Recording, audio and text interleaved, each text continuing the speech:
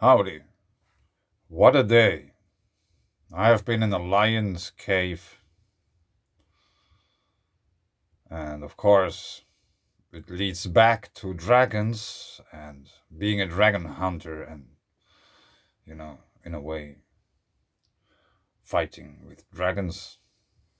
And I found myself walking by this kind of sign here of the University of Eastern Finland.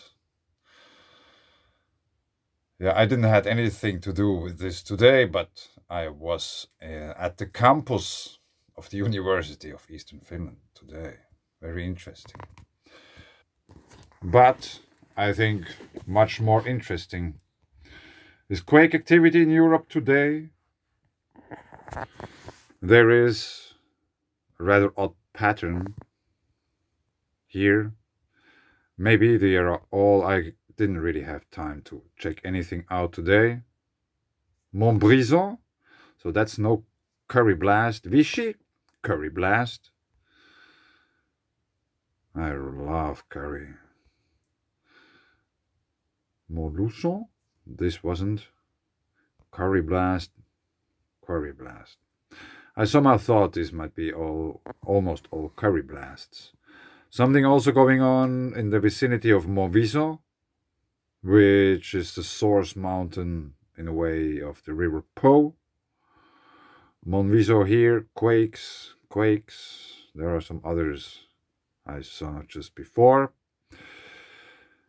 And also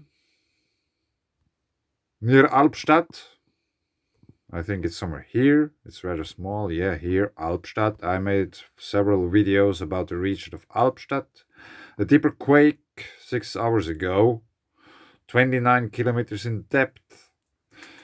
And even 2 user reports. Let's check them out quickly. Maybe they didn't feel anything, but still reported, I don't know, light shaking, weak shaking, vibration.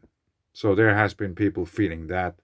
2.1 in really, 29 kilometers depth. That's interesting. Here is a volcano, here's the River Rhine, and here is another deeper quake 8 hours ago. 24 kilometers in the Vogezes. I don't know how you spell it that in English. Vauxes. Near Colmar. 11 kilometers in depth. Further north, more quakes. 6 hours ago, 2.35 kilometers in depth. Rüdenscheid. Let's just zoom in and see if there's any waterway or whatsoever in the vicinity. But we cannot. Why? No. Yeah. Friedlinghausen. Abfallentsorgungsbetrieb des Hochsauerlandkreises. Yeah. Trash. Trash mountain. A mountain of trash.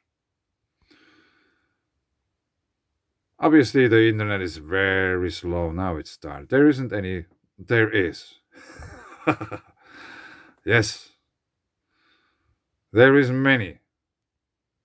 Let's just take that. We have 1, 2, 3, 4, 5 sources in rather close vicinity of that quake. And of course, all of them emerge from that mountain there. Does it have a name? Is it a mountain? Or a hill? An elevated geological area? Or however you want to call it. And there is obviously some water streams here anyway. You can see the valleys.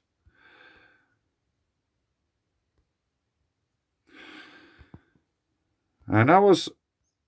let's check this. Bad Wildungen, here, Bath, which refers or has ties to geothermal activity. And I say it again. Geothermal activity. This means boiling point of the water. 90 degrees, for example. And we have also take until 0 degrees. We cannot just take it from, 20 degrees to 90. We have to take the whole spectrum. From steam to ice. Otherwise we will miss something from the picture. Burgruine Weidelsburg. Yeah, this might be a cryptodome.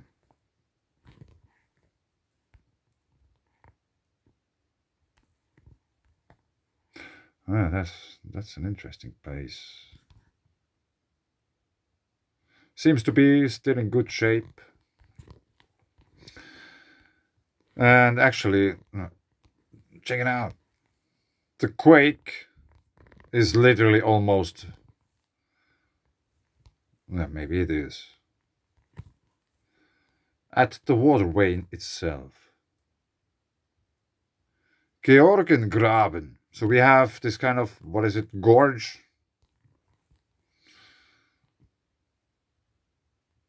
Maybe we have to check this out. This wasn't planned. Since I didn't really have time to check anything out today. Where are we? Where are we? Is there any... Burgruine Weidelsburg. Burgruine Weidelsburg. Burg means castle. Ruin is ruin. Wolfhagen. Let's check out quickly some pictures from this castle.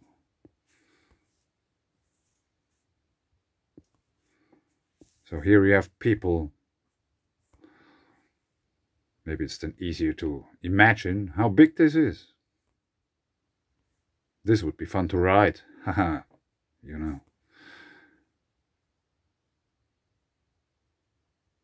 I think there is probably quite much missing from this, in a way.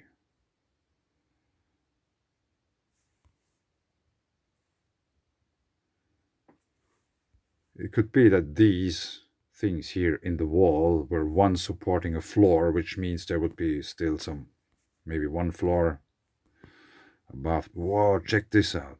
Whoa, that's a very cool feature. Which got built in this castle. Castles and churches. Not all of them, but very many. I think they are not only built just for showing power and these kind of things, or overseeing the landscape, seeing the enemy coming. But also, like, within those castles, and I think almost all churches, or chapels, or whatever, there has been water once. Otherwise, they couldn't be there, because if the enemy comes, you just cannot say to the enemy that, wait a second, we don't have water, we go down to the stream to get some water, and let's just don't fight in the time, because we need the water, we have to go down there, just let me pass, and when we get the water, then we can continue fighting. No, it doesn't work like that. If you have a castle, you have to be able to defend it, which means you have to be able to live there. You have to be able at least somehow to provide water to the people. And food, maybe. And if you have water, you could probably grow your own food within the castle to some degree. But you need water, otherwise it's not inhabitable.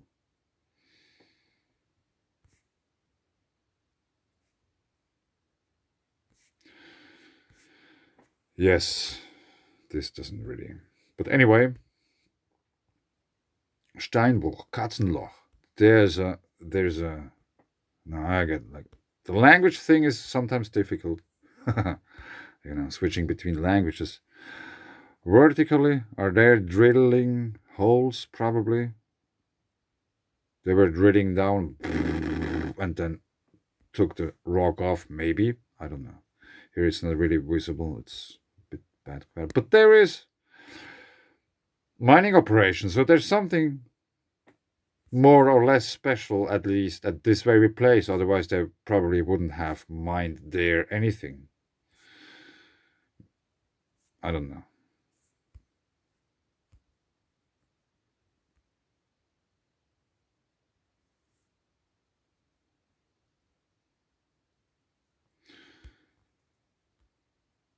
Yeah.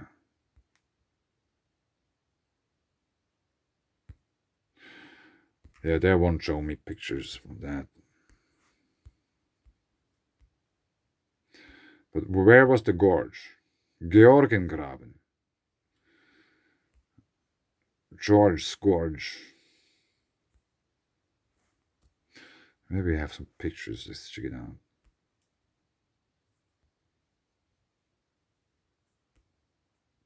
Nothing? We have everything on and pictures and everything. Georgengraben. Doesn't say anything.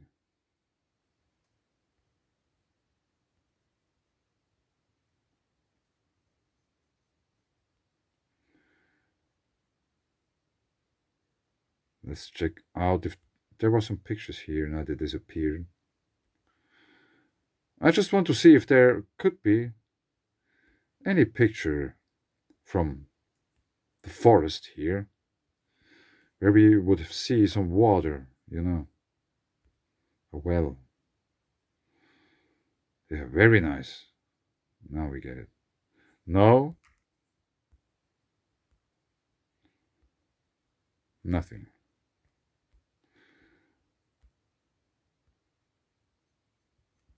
Now let's put the pictures off so we can see what we are looking at. Yeah, that's a rather interesting space and place. Check it out. It's all around.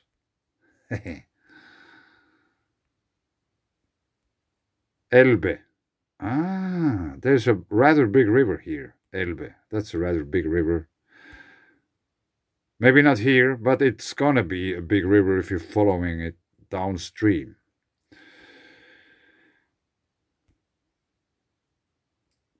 And I have been adventuring on Google Earth somewhere here. I was checking out coastal features, Sassnitz, Greifswald, like here, because we are talking about the Baltic Sea and many other things. Water bodies, different kind of colors, or different kind of colored water. Kachliner See, check it out, it's brown. And we have a green lake. Side by side, they have different colored water. That's a lake, that's a lake. Brown, green. I find it very interesting. There might be many reasons why they have different kinds of color. And it's just continuing. There's like lake and water bodies after one and another. And I spotted this place here. Police! I thought, yeah, what a place. And as I zoomed in, it just got even better. Since we have police, I don't think I have to explain too much about that. But we have also Bardo.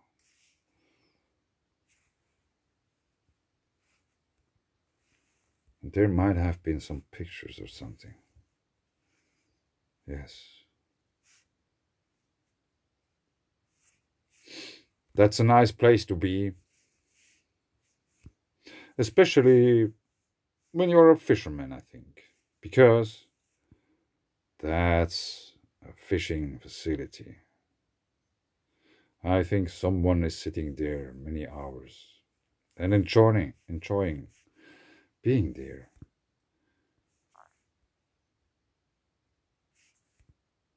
We have this kind of white sediments, very fine sand here, and a little bit bigger pieces. Yes, water can do that too. But in some kind of way, all this stuff here had to get there once.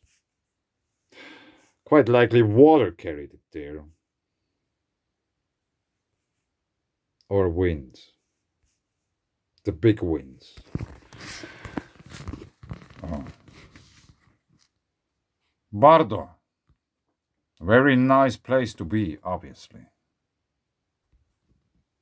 Bardo.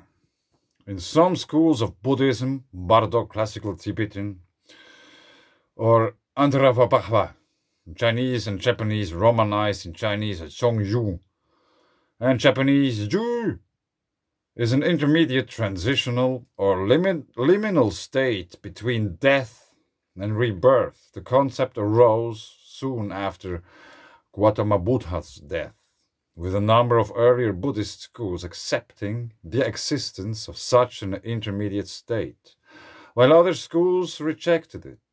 The concept of Antara-Bhava, an intervening state between death and rebirth, was brought into Buddhism from the Vedic Upanishadic, later Hindu, philosophical tradition. Later Buddhism expanded the Bardo concept to 6 or more states of consciousness, covering every state of life and death. In Tibetan Buddhism, Bardo is the central theme of the Bardo Todol, literally liberation through hearing during the intermediate state. The Tibetan Book of the Dead, a text intended to both guide the recently deceased person through the death Bardo to gain a better rebirth and also to help their loved ones with the grieving process. Used without qualification, Bardo is a state of existence intermediate between 2 lives on earth. According to Tibetan tradition, after death and before one's next birth, when one's consciousness is not connected with a physical body, one experiences a variety of phenomena. These usually follow a particular sequence of degeneration from, just after death, the clearest experiences of reality of which one is spiritually capable, and then proceeding to terrifying hallucinations that arise from the impulses of one's previous unskillful actions. For the prepared and appropriately trained individuals, the Bardo offers a state of great opportunity for liberation, since transcendental insight may arise with the direct experience of reality. For others, it can become a place of danger, as the karmically created hallucinations can impel one into a less than desirable rebirth. Metamorphorically, Bardo can be used to describe times when the usual way of life becomes suspended, as, for example, during a period of illness or during a meditation retreat. Such times can prove fruitful for spiritual process because external constraints diminish.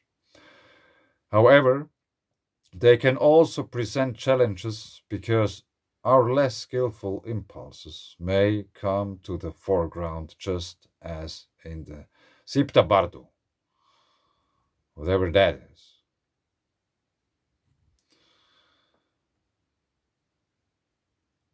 Metamorphorically, Bardo can be used to describe times when the usual way of life becomes suspended.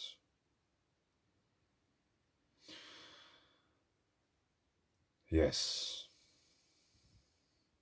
Bardo. Bardo.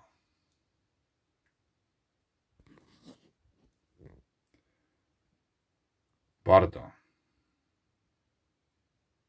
At the moment taking this picture, I have probably been in some kind of Bardo. Yes, it was a very interesting day, very intense. But anyway, still here. Still trying to keep my shit together. Thanks.